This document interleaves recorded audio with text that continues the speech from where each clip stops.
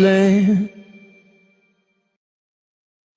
Welcome to the Patriot Punkcast. I'm your host, Chase Matheson, and of course, the Mohawk is not up tonight. I have a stakeout to do after this, and with it raining, and when you're trying to be incognito, a 1-foot Mohawk is not the best attire to pick. So, the biggest news of the night is that Biden has announced he is dropping out of the 2024 presidential race. Who do you think is going to be the replacement for the Democrats? A lot of people are arguing that it's going to be Kamala Harris. If it's Kamala Harris, who is going to be her vice presidential pick? Plus, on a local front, the city of Cookeville, out there on the plateau on the east side of Middle Tennessee, is considering passing a new ordinance allowing beer on public roadways and in streets and sidewalks during special events. But there's a caveat. Only nonprofits are going to be considered when they apply for one of these permits. Do you think that's fair? We're going to get into those details, let you know when that meeting is going to be, and tell you what you need to do if you think that that is unfair, or if you support it, what you need to do to be able to voice your opinion. On a more local front to me, we've got Rutherford County has an ethics complaint launched into the property assessor, Rob Mitchell. And the first question I have is, who knew Rutherford County had an ethics board? I'm absolutely flabbergasted. And then Phil Williams has been covering the latest in the Phil Williams camp is racist litter and how they're using it to maybe lock up people who they don't like or who they don't agree with. And then finally, we're going to touch on Carrie Pfeiffer in Wilson County, who somehow just handed us everything we needed and showed you exactly the kind of people who support her. And then if we make it to that time, we have a little bonus. I am proposing a new resolution. And I think it's a good way we're going to be able to protect our public officials and our government officials. We had some scheduling issues with a guest tonight. So before we get into that, let me go ahead and introduce my co-host. We will not have a guest tonight, so we are going to be looking in the comments. Make sure you drop all your thoughts. We're going to be checking that quite often. And welcome, everybody. My co-host pushing all the buttons and giving us all the opinions that you didn't know you already had, Daniel Wagner. I have all of those opinions, only the ones that nobody else has. You know what? The most interesting thing about your intro there, the most groundbreaking, the most surprising thing that I heard you say was something about Rutherford County having an ethics board. Yes. That was that one floored me. Biden dropping out of the race, we all expected that. But Rutherford County with an ethics board? No. Well, not only that, but using it. I mean, we've looked everywhere for it, under rocks, at the park, and the government building. We could not find it. But no, I'm through there all the time. I drive through there almost daily, and nowhere to be found is the Rutherford County Ethics Board. So this ought to be interesting. Yep. If you have a video you can go ahead and pull up for us, that would be nice. Before we get into all the exciting news for this evening, we have to take a little bit of time to pay all the bills. So before we get started, when was the last time that you cleaned your carpets? I want you to imagine that we took a white towel and we placed it right at the entryway to your bedroom, or maybe on the carpet right in front of your couch where you like to sit. For you in your household, how long would it be before you had to pick that towel up and throw it in the washing machine? Now, I want you to think about this, but what's the difference between that towel and the rug or the carpet? Well, you can't throw the rug or the carpet in the washing machine whenever it gets dirty. But when you have a Kirby, you don't need to. Okay. See, Kirby has been around for over 110 years, and they've been made in America that entire time.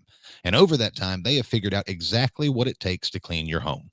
Utilizing a dry foam shampoo, it's not going to soak through your carpet, so you can shampoo whenever you need to. You can shampoo on area rugs without penetrating to the hardwood, and you don't even have to move any furniture or haul a bunch of stuff outside and wait for a sunny day. Just lay the suds, wait a few minutes, and fluff dry it. If you're in Tennessee and would like to take a look at one, we believe that you deserve a chance to see one in your home before you make the decision to purchase. So just go over to my website, patriotpunknetwork.com/Kirby. That's Kirby. And there's an email on there. We'll be updating that website here very shortly. But take a look at one. Worst case scenario, you get your rug cleaned for it. Then while you're over at the website, be sure that you check out the video section, some of the news articles. We just worked out a skit that should be up on my website here in the next probably 12 to 14 hours. And it's all over social media right now. You will find out the real reason that Biden has dropped out of the election. And Daniel is partially to blame for that. Now, while you're over at the website, please click on the support tab. There you can become a monthly member. You'll get special access to maybe blooper reels. That might be something you guys will be getting this week. We had quite a hilarious mishap during the recording of this skit. And whenever we have special events or extra bonus content, we will be sending it out to you guys first. We were going to do that with the Biden skit, but we suspected that he was going to drop out because of this, and we just couldn't withhold that information from the public. So that we're safe, because everyone here knows that we drop the Facebook and the YouTube feed about 15 minutes in. We're going to discuss Biden as soon as we get off of those platforms. We don't want to flag any extra algorithms or have any extra attention from the big tech overlords. So I say we start with Cookeville. What do you say, Daniel? That sounds like a plan to me. So Cookeville, I noticed the other day, the city of Cookeville posted on Facebook this post. If you bringing that up, Daniel? Yep. Awesome. Awesome. They will be having a special called meeting. In fact, will you read that for us, Daniel? You're a little closer than I am. Yeah, let me see if we can even make it a little bigger. So we got the City of Cookeville government public hearing notice. The Cookeville City Council will meet in the council chambers of the Cookeville Municipal Building, 45 East Broad Street at 5:30 p.m. on August 1st, 2024 to discuss the following agenda item. Hold a public hearing and consider on first reading ordinance number 024008. Good Lord, they use O's and zeros. 024-08-20, amending the Cookeville Municipal Code Title 8, Alcoholic Beverages, by inserting a new Chapter 5 to be entitled Consumption of Alcoholic Beverages on Public Properties. Go ahead and bring that up. Basically, they will be having on August 1st the first reading. Okay, nothing passes on just the first reading, so there will be more than one time that this is proposed if you guys let it. But it's a special event permit. And one of the things I want you guys to understand is that the special events like the Pride Parade are events that this could apply to. And they are allowing for certain areas in the downtown for the public consumption of alcohol. And I want to get your thoughts on this first, Daniel. What do you think? Do you think that could we make Cookeville the next Broadway, where it's I mean, I don't see an issue with it per se. I mean, I don't have an issue with people having a beer in their hand while they're walking the streets or whatever. Nobody's in any clear and present danger, but I don't like that they have to control it so heavily. Like only these streets, only during these times, and only, would you say, you were saying that only certain. Well, so that's what I wanted to bring up is on this ordinance number, authorized locations. They give a few areas, the fairgrounds. Okay, this is probably going to allow them to have certain nonprofit events serve booze at the fairgrounds, which would be a great place to have an event. Wouldn't you agree? I mean, I would love to be able to have an event at a major town's fairgrounds. Yeah, for sure. For sure. Now, the issue is I'm trying to find exactly what section it is. I think it's the very first section, eligibility. Only verifiable nonprofit organizations are eligible to apply for a special event permit involving the consumption of alcoholic beverages on public property and public streets. Now, it goes on to say that for the purposes of this, that a nonprofit is a 501c3 federal status. Now, I want you to think about that. What does that mean? Do you agree that should be something that that they're allowed to do? Limit it to just a nonprofit? Can someone sell me on this idea? Yeah, I'm just trying to figure out why the specific. Why so specific? Like, why can't, like, you and I put on an event down there? Well, so let's think about this for just a second. What does this actually mean? This means that you are going to have who would like to have an event downtown? Like, first off, let's isolate what businesses would like to have an event in downtown Cookeville. Uh, first thing that comes to mind is because I've already said it's the Pride Parade, but let's Yeah, think about yeah, LGBTQ yeah, type organizations, but I mean, any kind of concerts, any kind of what about a fish fry? I'm thinking like arts and crafts fairs would be killer. Can you imagine how much more money people spend if they had a little bit of little beer in them? Yeah, How much more yeah. money would be injected into the community? But in Well, order for that to happen, that's just because they'd go after you with DUIs. That's just because they get a lot of money with DUIs. LGBTQ DUI, is that the new letters we're adding? I Is that guess. really where we're going with Well, this? maybe. But so my thought is if Taylor Swift now wanted to come to town and let's say she wanted to have a charity concert. Now, Taylor Swift probably doesn't have a problem uh, having an attorney create a 501c3 and calling it the Cookeville charity concert. Mhm. But she might already have her own charity. But my thought is what if she wanted to donate half the money to charity? Now, does she have to go through the process of setting something up? What if somebody local wanted to put on a concert? I understand having a permit process. You can't let them do it on voting day where it shuts down downtown and no one can get to the voting booths. Or Right, right. I I can see understand, that. but I can see that. but the fact that they say it's a 501c3 only. Do you know what the difference between a 501c3 and a C4? I do not. So a C4 does political activities, and a C3 doesn't do political activities.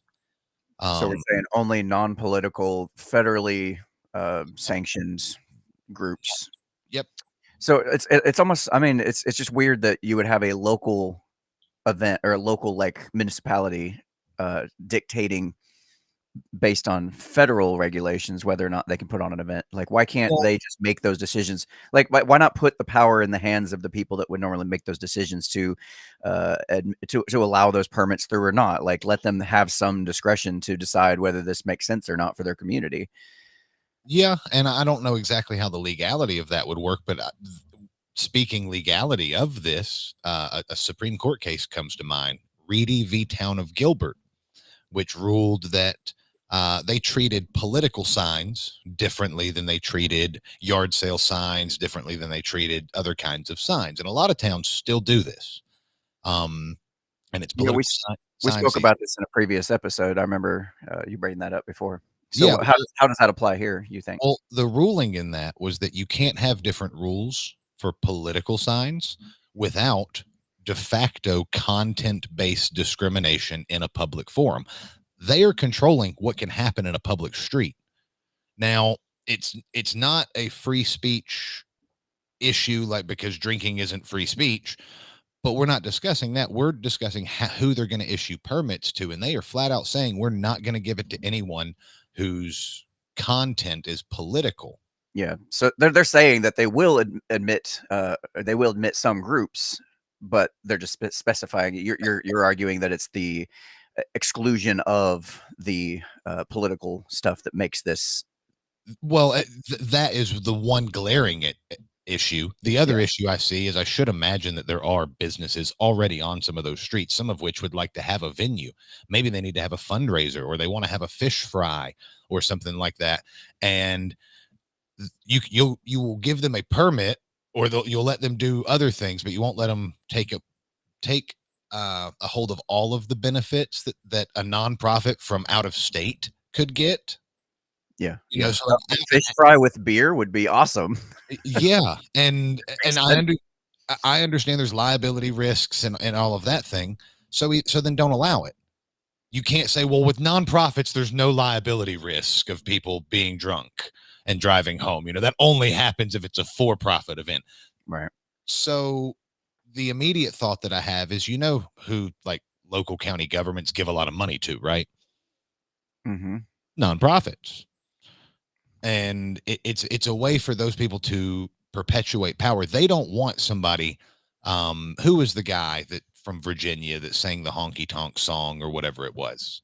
What was his name? North of Richmond. Oh, Oliver Anthony. Yes. Yep. They don't want someone like that having, taking out a permit and having an event where they can serve alcohol. And whereas I understand you not wanting to just have all sorts of havoc and stuff like that in your downtown, then maybe you shouldn't have alcohol. Broadway, for instance, I think Broadway on Fridays after 5 o'clock should be blocked off, and it should be pedestrians, and it should look a lot more like New Orleans, personally. But Right. I So, don't think Cookeville's ready for that yet. I understand this isn't quite a hair on fire situation, because you said this is the first reading, so we're just kind of starting to introduce this concept and into the public consciousness, so to speak. Are you suggesting that they include 501c4s in their eligibility requirements, or are you suggesting they just remove remove the 501c3 and just make it more My generic? suggestion would be to not discriminate who you're going to let have these events by the content of what they're going to speak about.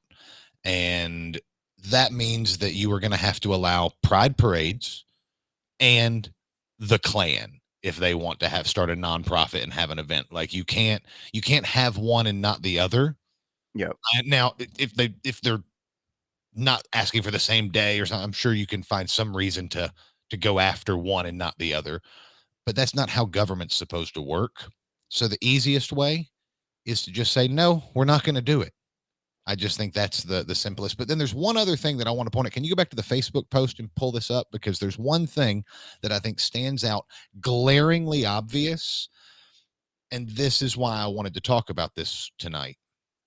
So, oh, Well, I'm trying hey, to shut that down. Hang on. yeah. Hey, everyone, I'll be read right, quick. I'll be Read right back. Daniel's messages. Quick, read Daniel's messages. Yeah, I don't know why they all opened up like that. That's not supposed to happen. Give me just a moment. Close out of that. Yeah. So what we want to hear what you guys think in the comments while he's pulling that up. Do you guys think that they should allow special events when permitted to have beer in certain areas in Cookeville? And if so, should they limit that to just a nonprofit, a 501c3 and C4? So well, let's see. Yeah, I don't know. I think it's kind of silly they ever made it. Go back up to the top real quick. Sorry, I had the wrong screen brought up. So I want you to notice the date of this. 5:30 p.m. on August 1st. August 1st. Okay, hold on real quick. August 1st is election day. The polls close at 7.